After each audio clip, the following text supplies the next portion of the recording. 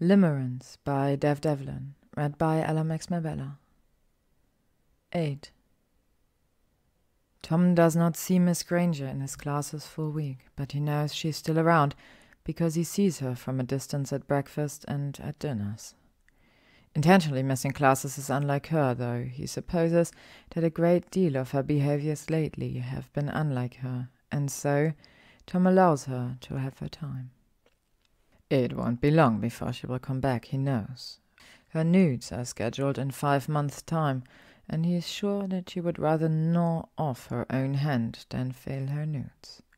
But even still, he finds that her absence is equally as distracting as her presence was from his teaching. Without her in the front row, his attention is not drawn from the other students. He does not find himself glancing back to the front row every 5 minutes, and it is refreshing to see the other students fill in the gaps without her there to answer each of his questions. Yet he spends more time than he should wondering where she is instead. Multiple times that week he had to ask his students to repeat their questions, as he was too lost in his own thoughts to hear them. Multiple times he had to forcibly silence the voice. "Where is she? Where is she? Where is she?" and reassure himself that she was avoiding him because she simply needed time to process.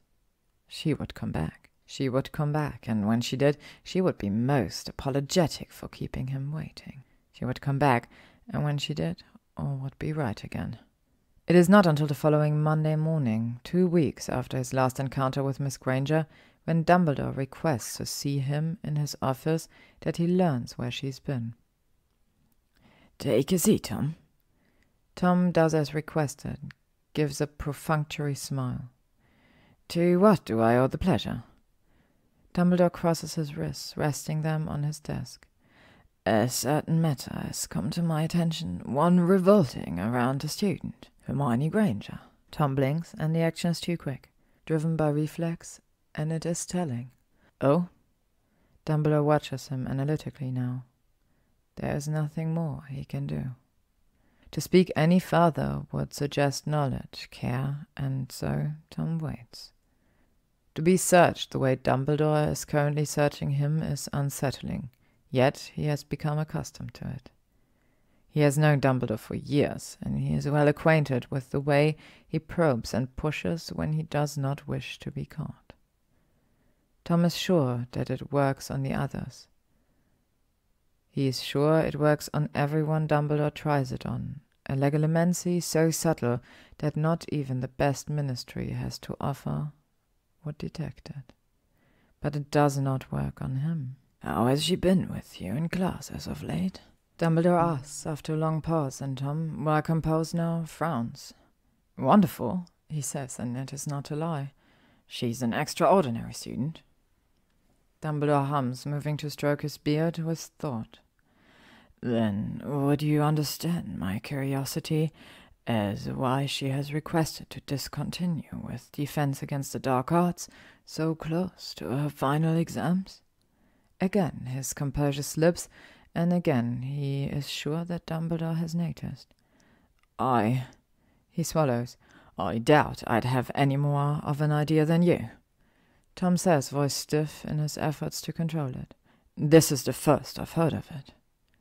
He has been quizzed by Dumbledore numerous times over his years, at the orphanage, his closet on fire, at the ministry with a panel of ministerial staff for his interview for his current position, and only weeks ago in the same very office after the murder of Miss Warren. And yet, this is surely the stupidest he's ever looked in front of Dumbledore. "And there hasn't been anything leading up to this?" Dumbledore presses, a crease that is not caused by his wrinkles between his brows. "Anything at all?" "No," he says, probably too quickly. "Not that springs to my mind." "No troubles with the curriculum this year? No trouble with other students in your class? I do recall some problems with young Mr. Malfoy a few years past." Tom forces a short smile at the reference to Draco's broken nose. "No, she's always been a model student, although—" He shakes his head, and this time it is controlled. "Never mind." Dumbledore's eyebrows lift. I only mean Miss Granger's head girl. She might have the busiest timetable in the entire school. Don't misunderstand. She's a perfect student and she performs outstandingly. But defense is not her top class. Perhaps, he shrugs, perhaps the pressure has finally become too much. Dumbledore watches him before he slowly nods. Yes, he says, and he sounds sad. Yes, she said something along a similar line. So I suppose that must be it. Tom mirrors the thoughtful expression of Dumbledore's and waits expectantly. There is another long pause before Dumbledore says, Thank you, Tom. Albus? Tom nods to Dumbledore and then leaves. And then he goes to find Miss Granger. It takes an hour of searching and the assistance of 3 other students, but Tom finds them down by the Quidditch pitch locker rooms. Weasley, Potter? Oh! At the sound of his name, Potter straightens, as if he's just been caught doing something suspicious, and glances around, as if surprised to see him there, so close to the field. Hello, Professor. Weasley brushes his hair back and tucks the quaffle he'd been tossing around under his arms, his features equally as concerned as Potter's. I was looking for Miss Granger. Potter scratches behind his head and exchanges a weighted look with Weasley. Weasley coughs. She's, in the dormitories, Potter provides before Weasley can finish. Yeah, Weasley nods. Hasn't been feeling too well. Did you want us to pass on a message? Tom stares at them. Little fucking liars. No, that's all right, he smiles politely. I'm sure I'll catch her eventually. He does, but it is not until 2 days later, and he is forced to resort to questionable methods to do it. After sending a first-year out to give her the message that Dumbledore wished to see her in the Transfiguration classroom during the lunch break, he waits patiently behind the door. When she gets to the classroom, she enters in a hurry, struggling with her bag that looks overly full of her books. I'm sorry, Professor, I was just... He pushes the door closed with a flick of his wrist, and seeing him instead of Dumbledore, Granger breathes through her teeth and immediately backs up. You can't drop my class, says Tom, without anything in the way of greeting, before she has an opportunity to speak back, and he cannot help the way his eyes rake over her. She looks to be in half a state of shock, but she manages some level of composure and lifts her chin. I already have. He steps closer. Undo it. Her knuckles whiten around the strap of her bag. No. Tom takes a deep, calming breath, though it does nothing to calm him. It makes absolutely no sense for you. Dropping your class makes perfect sense. Her voice is strained around its edges. You've been harassing me. He sneers. Harassing you? Cornering me in the library, taunting me in class, touching me without my consent, tricking me into meeting here. Her jaw locks with determination. Textbook cases of harassment towards a student. I'm putting a stop to it. He stares at her in disbelief, and then he laughs. It is not at all funny, and yet he cannot help himself because it is ridiculous. Perfect, stubborn, beautiful Miss Granger. She'd seen him commit murder, and yet her breaking point was a single interaction in his office. A slight slip in his composure. Granger, he licks his lip. Can you even hear yourself? You're throwing away years of study, years of hard work, all because you, what? You thought yourself into believing that I might have kissed you? At once she is shaken. He has hit the nail on the head, and he can see it in her sharp intake of breath. He laughs again. You're a student. A loud, irritating one, and you're barely 18 years old. What interest would I possibly have in you? She is shaken, and he knows it, and her lips are quivering, but her eyes are as determined as ever. I was there. I know what happened. He tilts his head. Do you? She nods. But didn't you spend years giggling about my attention with your friends, Brown and Patil? He asks, and it makes her flinch. You've thought about me kissing you more than just kissing you, endlessly, and so, of course, the first time you're alone with me in my office, you delude yourself into thinking that I would have. Like a deer in the headlights, she is frozen, caught. How do you? He smiles, and when he speaks again, he does it gently. There is no shame in it. You're young, it's only natural. Seeing cues, signs that aren't there. Misunderstandings happen. It's quite all right.